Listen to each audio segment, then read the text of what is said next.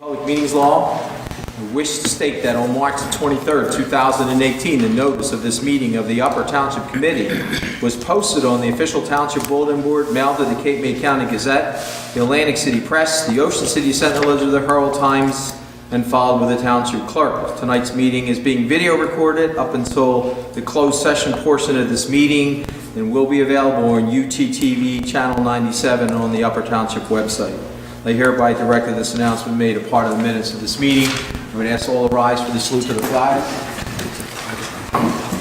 I pledge allegiance to the flag of the United States of America and to the republic for which it stands, one nation, under God, indivisible, with liberty and justice for all.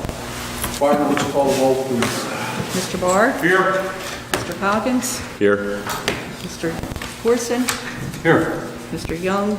Absent this evening? Mr. Young is feeling under the weather and he's not able to attend this evening. Mayor Plumbo? Here. 4 members are present. All right, would someone like to make a motion to approve the minutes, both open and closed, from March the 12th, 2018? So moved. Second. Is there any corrections, deletions, omissions that anyone's aware of? Hearing none. Would you call the roll? Mr. Barr? Yes. Mr. Coggins? Yes. Mr. Corson? Yes. Mayor Palumbo? Yes. Motion is carried. 4 in favor. Okay. Let's see what everybody's got for us this evening. Scott, do you have anything for us? Yes, good evening, Mayor. 2 things this evening. One, I want to make the committee aware that as of about approximately a week and a half ago, we received information from New Jersey State Police Office of Emergency Management that our 2016 EMAA, which is Emergency Management Assistance funding, was approved by the Attorney General's Office. So we should have an electronic payment very shortly of about $9,400 from our 2016 funding. 2017 funding was already applied for, so that's what we're going to be working on next, and I'm hoping that possibly by the end of this year they will be getting caught up, and we may successfully either end last quarter or possibly first quarter of 18 or 19 have our 2017 monies. And then last, we have a meeting this Thursday to start our fiscal year 18 EMAA funding for emergency management. So we'll start that process all over again. The 17 money is up to $10,000, and the 18 money should be a minimum of $10,000, but could possibly be more depending on how the overall numbers come out as far as the state is concerned. And the next thing I have is just an announcement to all the residents that because of the storms that we've had over the past month, obviously several of these storms have laid down a number of trees and limbs, and I know a lot of us have been going over the last week or so cleanup, but our Public Works Department has over the last 2 weeks put an additional 2 trucks for brush cleanup. As most know, our brush cleanup doesn't start until April 1st, and it will continue through the month of April, but before that time, between now and then, we're going to be running those 2 additional trucks and possibly even 1 additional tomorrow, starting tomorrow. So it'll be 3 additional trucks trying to encompass and get caught up with all the brush that's sitting out there from the events that we've had. Hopefully we don't have any more. So that is all I have today. I'm hoping for that too, and maybe warmer weather. Barbara. I just have one item. I just wanted to let everyone know that we will be hosting a poll worker training class, actually 2 classes, on April 10th at 6 p.m. and April 22nd at 12 noon. And if anyone is interested in becoming a poll worker, they can contact either my office or the Cape May County Clerk's office, and they're always looking for new people, always looking for poll workers. So that's all I have. That's all I have this evening, sir. Thank you. Daniel. Nothing at this time. We do have closed session items though. Paul. Thank you. First, I just wanted to report that the contractor did start on the asbestos work at the old Township Hall last week. Everything was going good until about Thursday, and then the state DCA came in and did an on-site inspection. We were a little surprised that based on it's an unoccupied building in such a small area that they had come down, but I guess they didn't have anything else going on. And there were some minor deficiencies that, you know, the contractor had to comply with. Didn't really affect the workmanship or anything like that. It just, you know, crossing their I's and dotting their T's and doing all those things that, you know, that the state inspectors look for. So that had to be worked on, and they were back up at the end of the day on Thursday, and they're back today working and moving, progressing pretty good. As part of the original consultant scope of work, he detailed a certain number of hours for the inspection portion of this project. However, based on the contractor's schedule, and especially because, you know, the contractor lost about 2/3 of a day doing that makeup work to reconfigure some of his enclosure areas, we're going to need to spend a little additional consulting oversight time for that review period. So, you know, the consultant did send a letter to us just advising of, you know, his thought about that and letting us know what potential costs were. And the original contract anticipated that outcome and had the unit costs in there, but we just wanted to let you know that was. So wait, are we paying more for the contractor that didn't follow the rules in the first place? No, the consultant to oversee. I just want to make sure. No, not. No, but we're paying the consultant to oversee the state.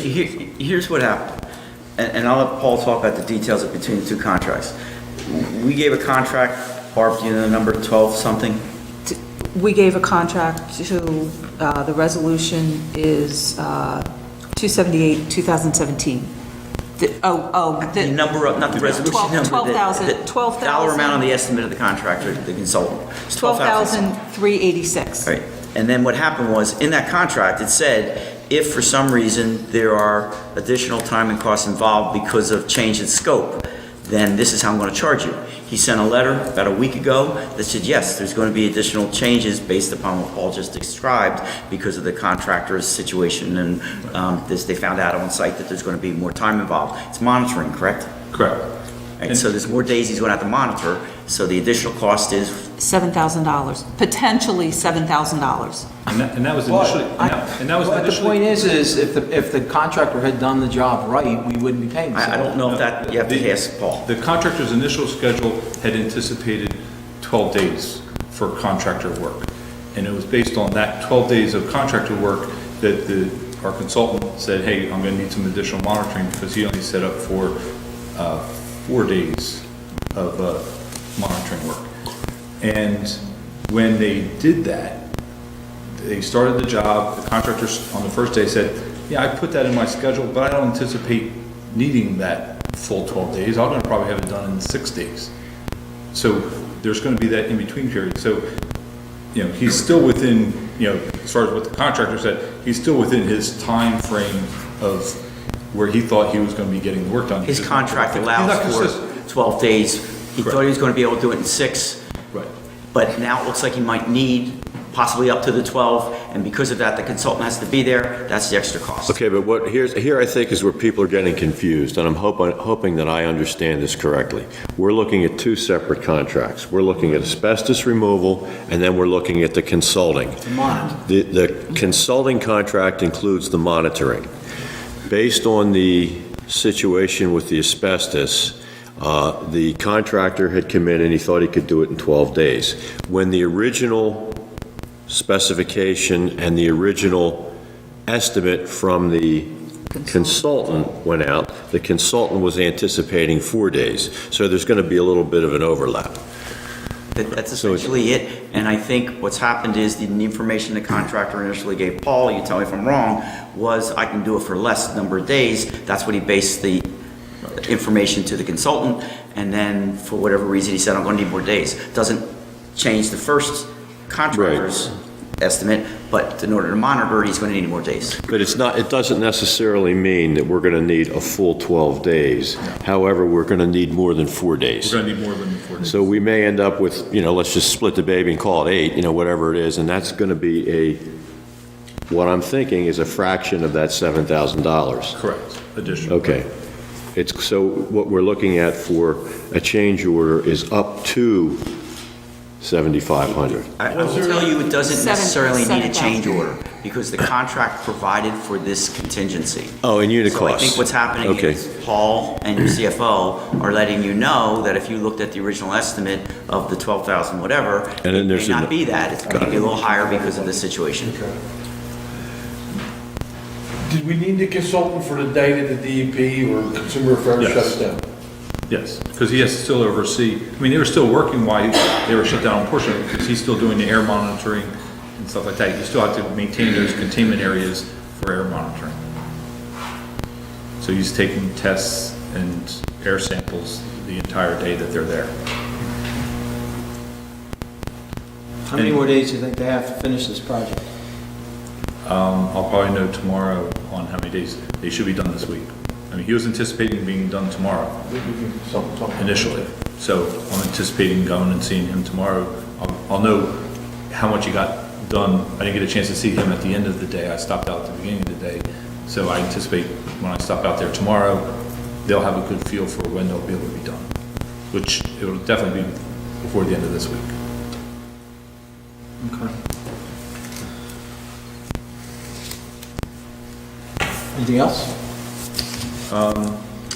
Regarding we had a discussion at the last meeting regarding the street opening request. I did do some further research. There are several towns that have, I'll say, a more enhanced restoration process, using that infrared restoration technique.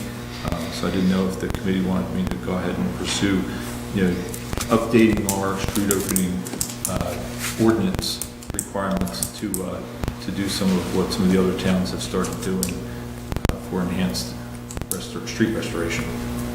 Yeah, so it would require if they open the street, they have to repair it in such a way that we don't have issues 2 years after they leave. And the patching will be, instead of like you see a typical patch where it's really obvious, they oversize the final restoration patch, and they also, this infrared heating technology will help blend the asphalt so there isn't that open joint around the patch, so it's a little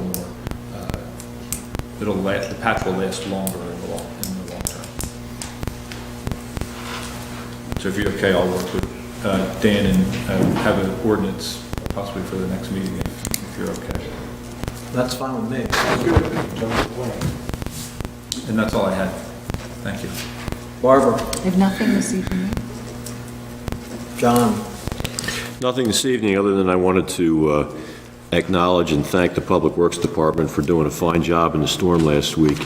And in addition to that, if the public's not aware of it, we also had the Marmora Fire Company out there on a lot of, unusual calls, taking trees out of the road that blew down and things like that. wires that were down.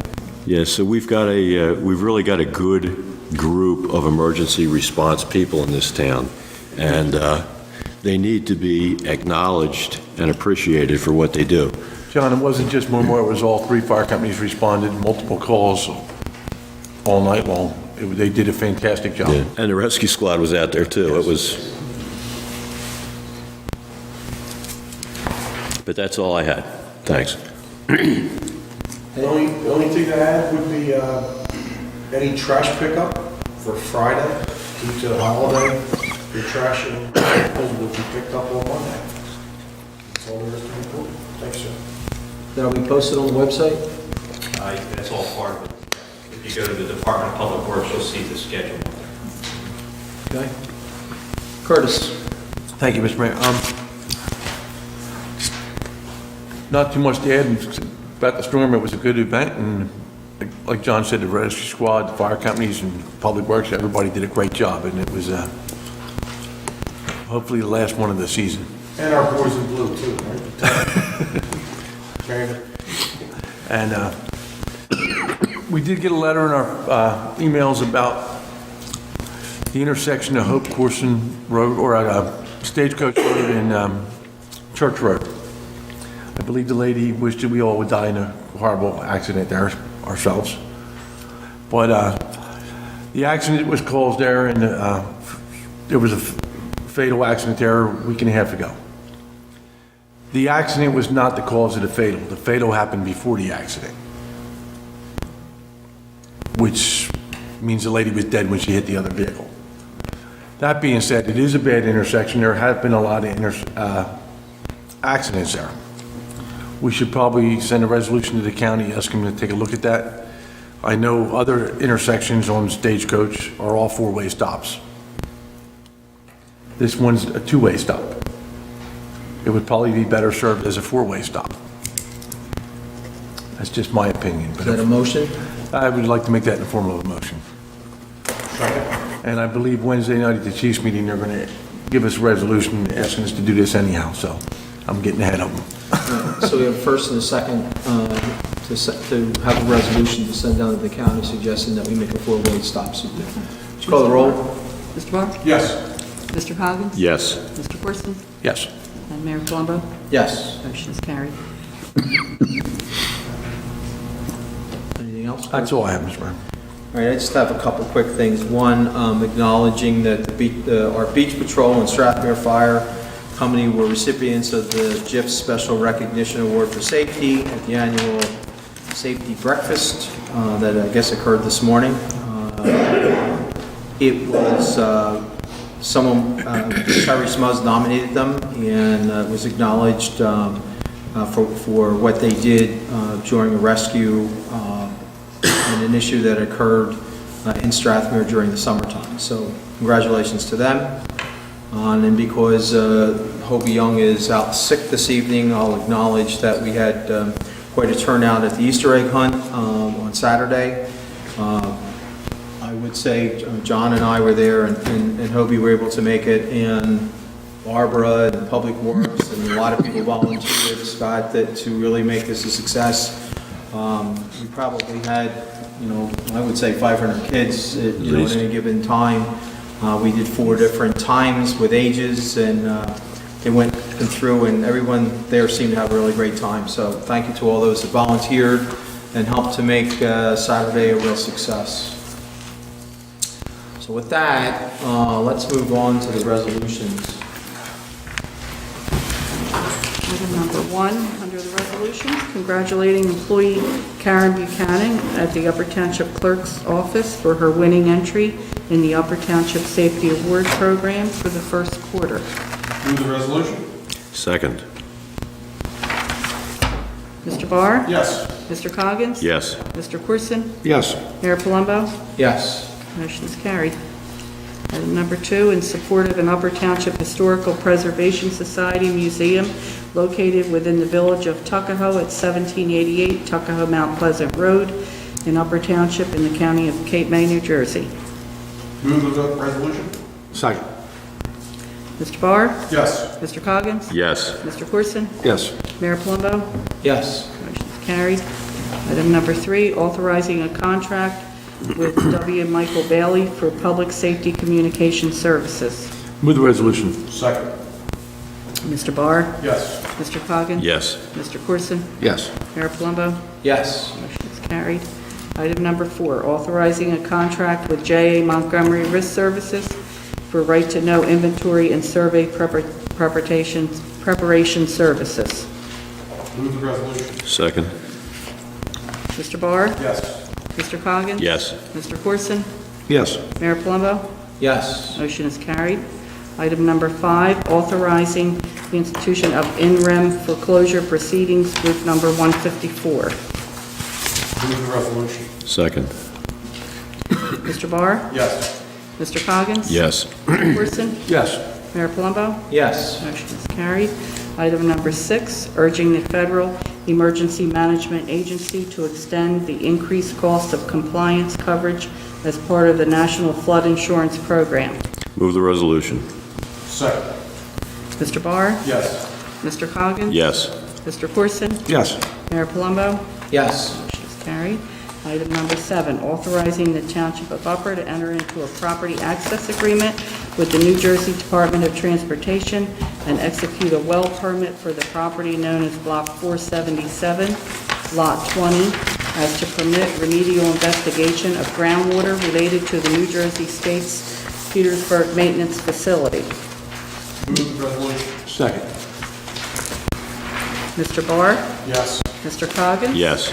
Mr. Corson? Yes. And Mayor Palumbo? Yes. Motion is carried.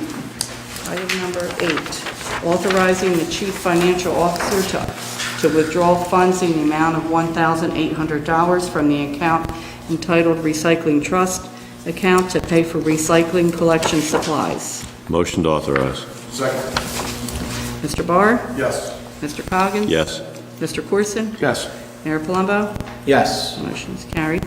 Item number 9, authorizing the mayor and township clerk to sign a contract with Ansero LLC for professional information technology services. Motion to authorize. Second. Mr. Barr? Yes. Mr. Coggins? Yes. Mr. Corson? Yes. Mayor Palumbo? Yes. Motion is carried. Item number 10, authorizing the disposal of personal property with no market value. Motion to authorize. Second. Mr. Barr? Yes. Mr. Coggins? Yes. Mr. Corson? Yes. Mayor Palumbo? Yes. Motion is carried. Item number 11, appointing the 2018 season beach patrol personnel.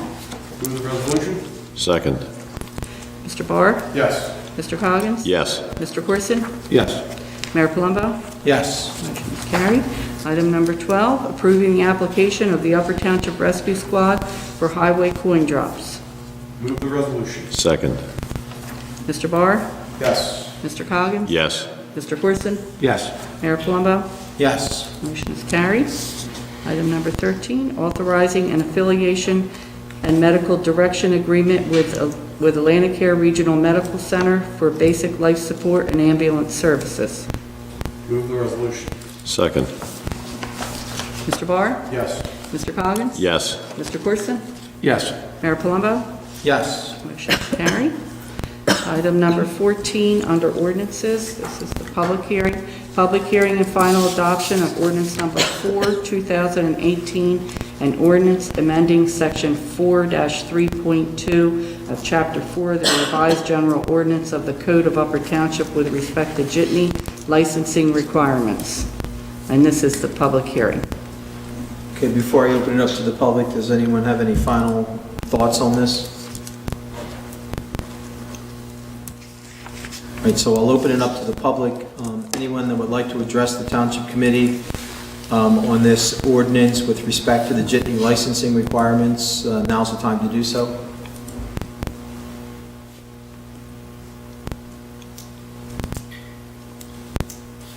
Okay, let the record reflect that there is no public comment to this public hearing. I'll close the public hearing portion and entertain a motion for adoption. Motion to adopt. Second. Mr. Barr? Yes. Mr. Coggins? Yes. Mr. Corson? Yes. Mayor Palumbo? Yes. Motion is carried. All in favor? Item number 15, introduction and first reading of ordinance number 5, 2018, regarding the transfer of township-owned land to Habitat for Humanity. And if you choose to introduce at this time, if we could have the public hearing on April 23rd, that would work well. I'll make a motion to introduce, and I'd also like to make sure that we're very clear with the public and where the public's concerned about what's happening here. We are transferring land to Habitat Humanity that will be used for affordable housing. That affordable housing is not Section 8 housing. That affordable housing will be sold to people who are working, they're holding a job, and they're going to maintain and they're going to be taking care of that house. There's been a lot of noise on social media about things that have been happening with our affordable housing that are going on in a back room, so to speak. There's no truth to that. This is going to be affordable housing for people who meet certain income expectations. They are going to be paying for the house. They're going to be paying taxes on the house. They're going to be living in the houses. I don't know if there's anything we need to add on that, Paul or Well, it Dan, also as far as meets going. some of our requirements for the amount of units that we have, that we need to accomplish to meet the state requirements. And we will be collecting taxes on land that's owned by the township now that we are currently not collecting taxes on. So there's also a financial benefit to the township here. Right, so we have a motion to introduce in a second. Okay, with the public hearing on April 23rd, 2018. Mr. Barr? Yes. Mr. Cogan? Yes. Mr. Corson? Yes. Mayor Palumbo? Yes. Motion is carried. And the next item, item number 16, under discussion, is Verizon proposal for radio equipment, cabinet, and cell antennas. Perhaps I should start that off. I know you received a fair amount of materials. Verizon has contacted us, in fact, they did some time ago, but they'd like to move forward. They're putting some cabinets on telephone poles and small antennas, cell antennas at the top of telephone poles. They're in our right-of-way, so they need municipal approval. We have a limited right to approve or disapprove that type of proposal. There's a number of, I'm not sure how many are in Seattle, but I know we have, that's 7, I believe, in Strathmere. I think there's Strathmere and West Beach, and there may be an equal amount that are going on telephone poles. And the biggest problem is the coverage in the summertime. This is to boost that coverage. What I would suggest, rather than, and we've reviewed this, Paul and I reviewed it, what I would suggest, rather than on a case-by-case, that we should have an ordinance prepared that sets forth standards. For example, they won't be obtrusive, they'll blend in, they'll be only a certain size and a certain height. Other than that, they'd have to go, just like the cell towers normally would, before the zoning board or planning board to get some type of approval. Is there any economic benefit as cell phone towers? I mean, the landowner, It's going to be right away. There's no benefit to the landowner. So it's on top of the existing poles. In other words, they don't put new is poles. there any economic benefit to the township? You can charge cost of allowing it to go in, but there's no real economic benefit. Okay. And then what would happen is we'd have an ordinance that says you have to comply with these standards and requirements. Not to be obtrusive, to locate on existing poles, that type of thing. There would be an appeal process if they were denied for one of those reasons. My suggestion is have the township engineer review those requests under the ordinance, and if fit the ordinance, they can issue a permit, a right-of-way permit. Beyond that, it would have to go to one of the boards, okay? Secondly, they would have to, a carrier that wants to do this would have to sign a master license agreement that basically states they will comply with our ordinance and do everything that the ordinance requires. So it would be a two-step process. If you're okay, I would like to prepare a draft of that ordinance for your review and perhaps introduction.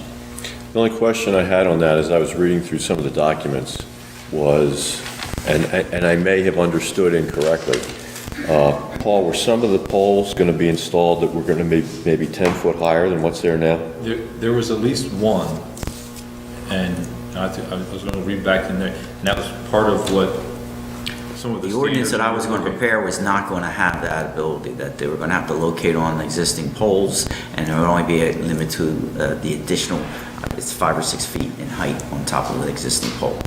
And Looks like it goes down to the ground, though. I mean, is there any concern that they could, somebody could vandalize it or No, something? the bottom of the, I'll say like, the lowest structure is, they have an electric meter, and that's around 6 feet above grade, and then all the other appurtenances, kind of stack up higher than that. And for flooding So- purposes, we may want to have that minimum height.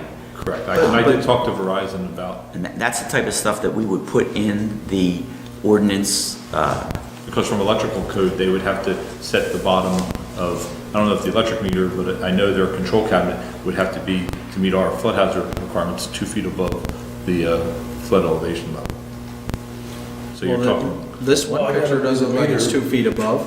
They don't know our ordinance yet. They just gave us a request and said, this is what it might look like. And that doesn't mean that we're going to agree with that. Okay. We have some parameters. Because these look lower than what we're So they're just suggesting. giving us some idea of the equipment. And those drawings don't reference the flood hazard datum to know where the height is. Those heights that are on there reference, ground elevation. What does it preclude somebody from putting it on a private home? This is just the right-of-way.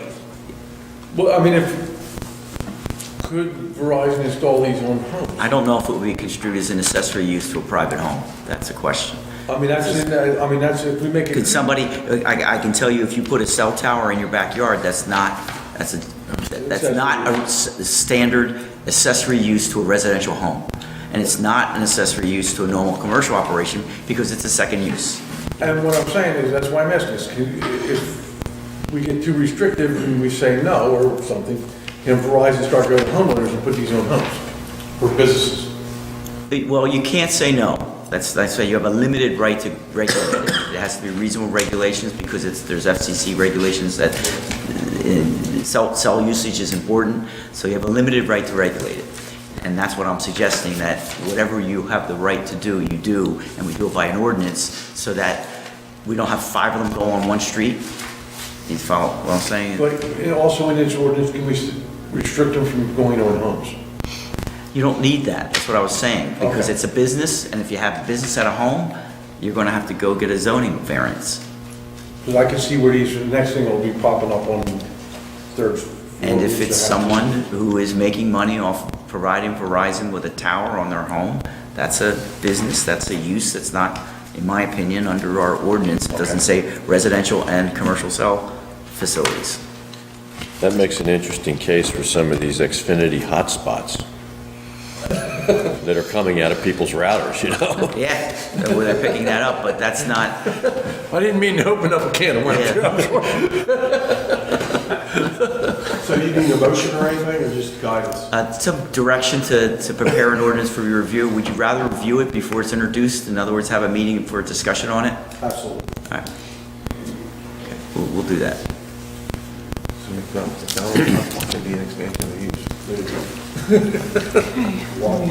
Payment of bills? Would someone like to make a motion to pay the bills? I hereby move that all claims submitted for payment at this meeting be approved and then incorporated into the full minutes of the meeting. Second. Mr. Barr? Yes. Mr. Coggins? Yes. Mr. Corson? Yes. Mayor Palumbo? Yeah. Motion's carried. There's only one report from our municipal departments. Animal control will be available upon request tomorrow, but I'll make a motion to accept that report. Second.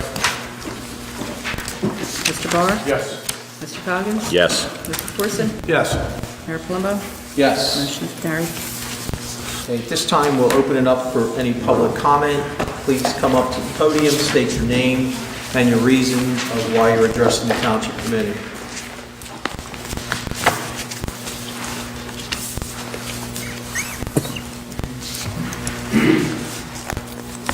Hi, my name is Mike Moran. I'm Vice President of the Historic Preservation Society of Upper Township. Back on March 5th, I believe it was, I submitted an application for the use of facilities for the train station for a combined Tugboat Transportation Heritage Festival. And about a week or so later, they got a phone call saying that they needed the certificate of insurance, and that was faxed in. But since then, we haven't heard anything. Has it been approved? No, may I speak to that? We are still waiting for one document, I believe. We did just get the insurance approved, and that is scheduled on the next agenda. Once we have the complete package, then it'll go on the agenda. Do you know what other document? I believe, well, we did just get the insurance, which was after the agenda was already set for this meeting. And I believe we have an email into the EMS, and we're waiting for them to respond that they have no objections or concerns. And the state police also, we need to have, something back from them stating that they have no concerns with the event as well. So once we have the complete package, then that'll be on the next agenda. Okay. So we did put another call in today, so we should have When I that. spoke with Booby yesterday, Well, he said that he wasn't sure of the thing, and and he was going to bring it up, of course, he's not here. Well, the application comes to my office for review, and then we make sure that we have all the documents that are needed to proceed with it. And once we get everything, everything in order, then we put it before the committee. But you anticipate us having? Yes, everything I meet have for the next that, meeting? I have that scheduled on the next agenda, yes. Okay? Okay. And other than that, everything looks good? Everything looks good, yeah, as far as I can see, yes. Thank you very And much. once we get to that point, it usually is routine, but we still have to follow what we have in place, for our policies and stuff. So, I mean, it should be no problem within the next 2 weeks. Okay. I was just concerned with this schedule for April 28th, and just want to make sure that everything was covered before that. April 9th is the next meeting. But yeah, I mean, I think what he's asking is it fair to say that he can go ahead and Advertise. basically say that we're a go? I mean, he doesn't want to just wait for 2 weeks, and it sounds to me like that's probably going to happen. Yeah, So. people are getting nervous. I gotta believe unless It sounds like- the rescue squad thinks or the state police thinks it's a problem, which I don't think they will, we've had this event before, it's gonna be a go. Yeah. Okay? Thank you very much. Anyone else?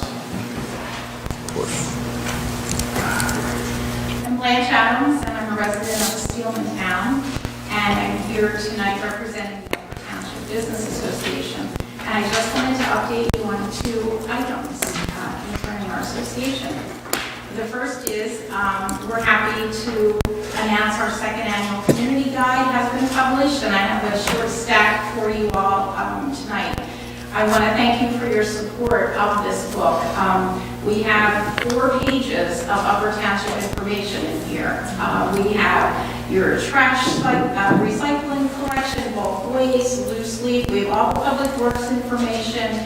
We have your events scheduled in here. We have all of the township offices and officials listed. We have a whole page of emergency management, thanks to Scott. So I just wanted to thank you for that support. We have 20,000 copies of this book printed, thanks to our partnership with the Upper Township Sound Letter. They're mailed or dropped at every home in Upper Township.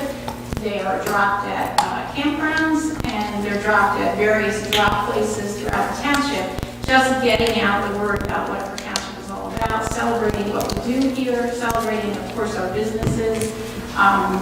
And we're really happy, and thank you again for your support of this book. The second thing I wanted to mention is that we are having our annual shredding day on May the 5th from 9 to 12 at Foglio's parking lot. And that is a free event for Upper Township residents and businesses. You can bring up to 5 boxes of paper. You bring it in, you watch it being shredded. It goes right into the truck, and it's been a big success. This is about our 5th year doing it, and we do it as a give back to our residents and businesses. So I just wanted to mention that. It really is a great opportunity to get rid of old bills and things that, you no longer need to keep, for records or whatever. I've used it several years in a row, and it really is something that is a good asset to be able to take advantage of. So thank you for that. Good. Thank you. Thank you. Mayor, if I could, that document is a tangible thing that we can leave by our nightstand or whatnot, but in addition to that, I'm working with Ocean City Upper Township Sentinel, the editors there, to continue this, I'll call it storytelling as far as what our departments do. So we're going to continue moving forward in addition to our fire districts, so that the public has a better idea of what services we have here, what they do for our community throughout the year. So there'll be other stories that'll be in the newspaper. So look forward to those in the future. Great.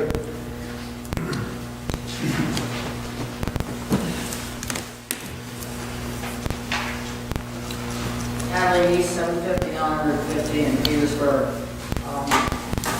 Talking to Shelley Lee today, she said that the township doesn't have an ordinance for the amount of animals someone can have on their property in residential agriculture.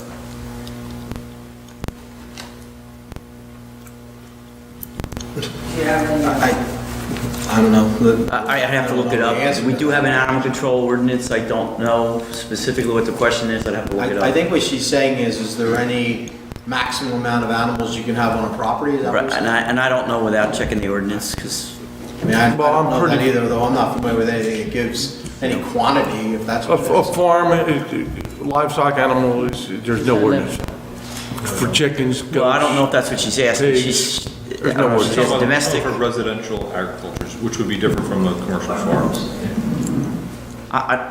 It's a question of cats and dogs in people's homes. I don't understand the question.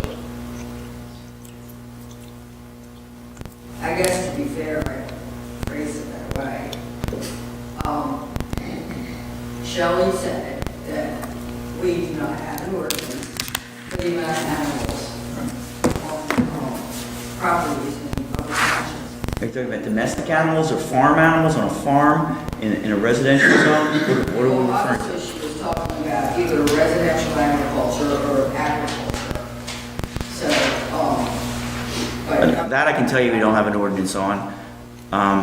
There are state statutes with kennels and things like that, but without a lot more detail and without those research, I couldn't tell you. Well, I guess I'm suggesting that maybe we should look into it, because I think you only need 3 acres to be residential agriculture, and if there's no limit to the amount of animals. You need 5 acres to be a farm.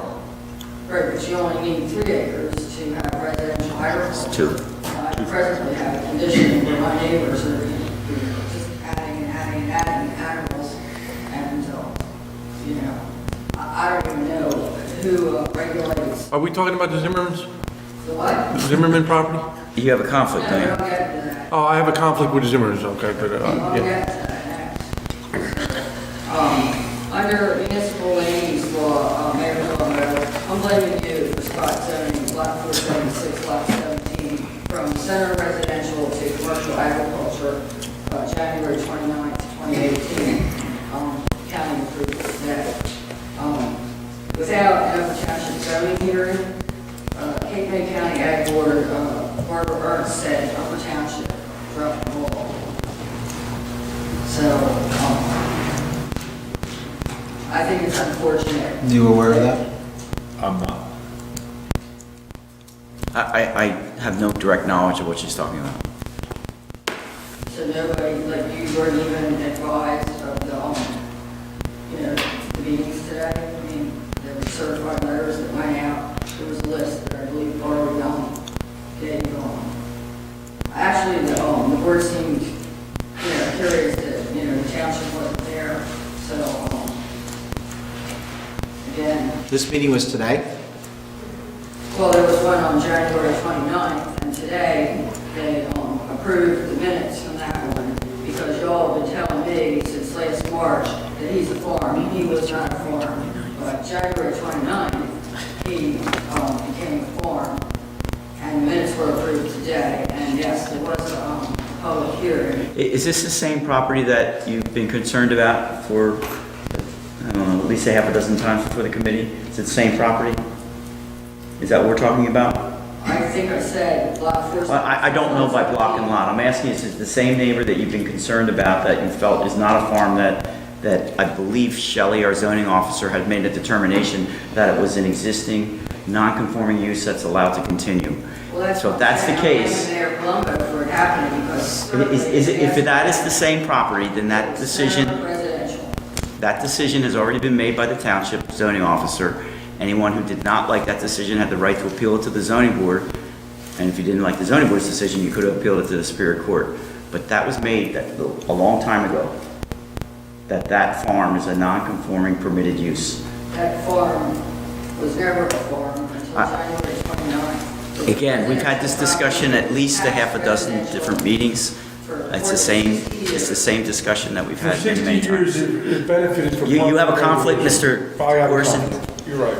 I'm sorry, Mr. Young. Well, again, they're under the municipal land use law, they call for an Upper Township zoning hearing. And furthermore, Shelley did serve them a notice, a certified letter, that they needed to go to the zoning board for a hearing. So I don't know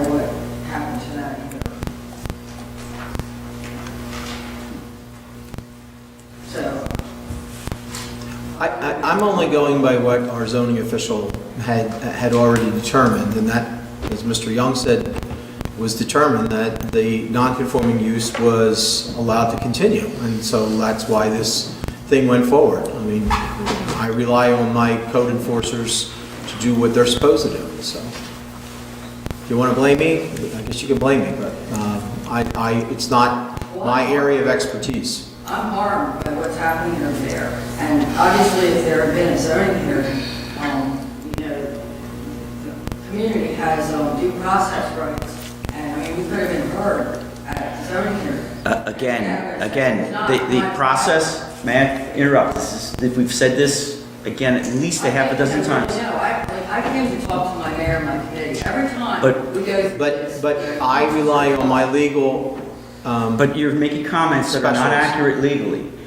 When a zoning officer has to review something as to whether it is grandfathered and permitted, even though it may not be consistent with current zoning, that officer makes a decision. The legal process, as I've said to you many times, is that if you do not like that decision, you have the right to appeal it to the zoning board. That's how it would have gotten to the zoning board. If the zoning officer had said it's inconsistent and it's a new use, then they would have had to go themselves to the zoning board. They don't go to the zoning board immediately or at all if the zoning officer makes a determination they're allowed to exist and use the property the way they have been using it. And that's what Shelley Lee apparently determined, and nobody appealed it. So that's the law on that property as of now. Is agriculture a permitted use on residential property? In that case, it is, because it's a non-conforming permitted use that was there before the zone was created and made residential. That's why she decided the way she did. In this case, yes, it is permitted on that property, because the law is what the zoning officer decides, unless it's appealed to the zoning board, and the zoning board overturns it. And if you don't like what the zoning board would do in that situation, you have the right to take it to court. But none of that, those secondary things were ever done. You didn't appeal to the zoning. You were given notice and you didn't appeal to the zoning board. I still contend that it's my understanding that I had to go before the county board before I could take it to the Superior Court. Now I can. I don't know what happened at the county board. The only He information, has the right to put up a stand there and sell his product. He can have a petting zoo, he can burn, he can do whatever he wants to do there. I mean, there was no oversight on the public health and safety. If You know, his- the if his- noise, the smell, the manure, the fertilizer plant, the amount of animals that he can have. I mean, he's raising lambs to sell for meat with a well that hasn't even been approved by the county, for Pete's sake, because he didn't have a CO on the house. As a matter of fact, he said that the well driller was there today, because now that he's putting a house up, he has to put a well in, and he also has to put a septic field in. But meanwhile, my property, one of them, adjoins that property, and I'm being harmed by what he's doing over there. And then it's another 1,000 feet down the railroad. So the people on the front, obviously, they want to look out their back door and look at sheep. They don't want to look at telehousing. And, from what I understand, we're delinquent to the state for over 500 housing units, well, that's not affordable housing. And that's coming up, April 10th? There's a fairness hearing on that. I mean, I don't know how many people in this community even understand what co-housing is about. I didn't hear you talk about it, and Barbara Young gave this paper to me today. That's not true. We've had many discussions over the years. There's been negotiations, and and I can't get involved with, because we're in a court, opportunity right now to make an agreement. So, but you're wrong if you don't think the township hasn't committed to this. And in fact, we were able to win Bowler's Remedy suit because we had a plan in place, and we've actually expanded that, and we've been recognized for that. So What, so, Harry Vanderslice, you put in that 110 units across from... you're going all over the No, gamut. I mean, what's co-housing then, is what I'm saying. You're talking tonight about community or habitat for community. How many acres are you talking about? How many houses? 1 acre for 2 homes. For 2 homes. And like, a What's gonna be the cost of the house? Nothing to the township. We don't pay for it. The Habitat of You Humanity. say affordable housing, I mean, is it gonna be another $200,000 house? Is that affordable? I mean, Harry Vandersley's, he's putting those units in there, 5,000 square foot, and we can't even get tax dollars off of it. Are we getting These are credit? not 5,000 square foot. What? They're not, at Osprey Code, they are not 5,000 square foot units. And the township does collect tax It's revenue. 5,000 square foot, and we can't tax them because they're movable, is what I understand. So we're not, it's not like a house. Are we getting credit for cover for them? We are, yes. Are we collecting taxes 20%, on not all, but Osprey 20%. Cove is paying taxes on the property and some of the real estate improvements upon the property. Yes. They pay, they're assessed at millions.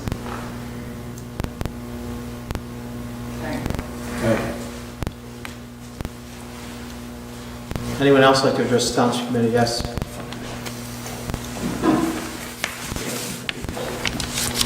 Thanks, Mr. Director. Just for an update on that. We've been trying to get Mr. Foster here. He had a conflict this evening. We were hoping he would be here tonight to explain, the plan. Any updates on that, Paul, or Scott? I know you two. Tentatively scheduled for our next meeting.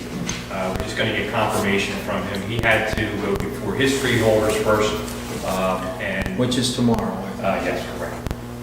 And then subsequently, it would be our meeting would follow. Are you available with the public here? The last I talked to him, which was the end of last week, he had not been ready yet, but he intended on doing that very soon. I would suggest that if he was waiting for the freeholder meeting, it would be available after tomorrow. And then we're going to follow suit with that, and a link will be on our website as well. Anyone else?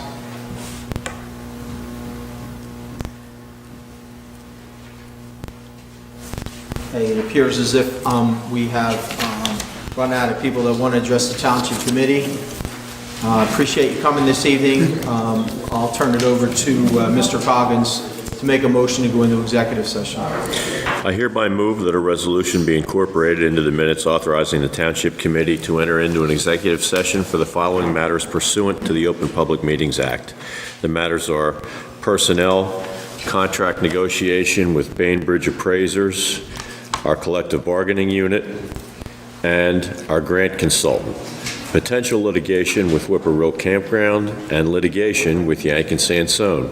I also include in my motion the estimated time and the circumstances under which the discussion conducted in closed session can be disclosed to the public as follows.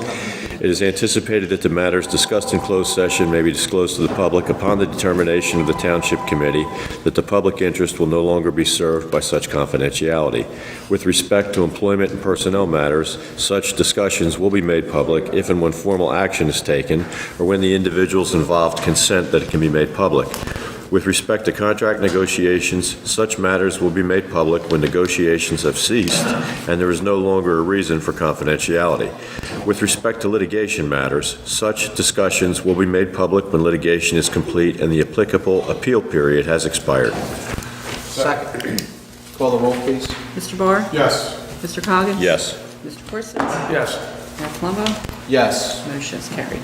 I'd like to thank you all for attending this evening. Please drive safely home. Have a great week.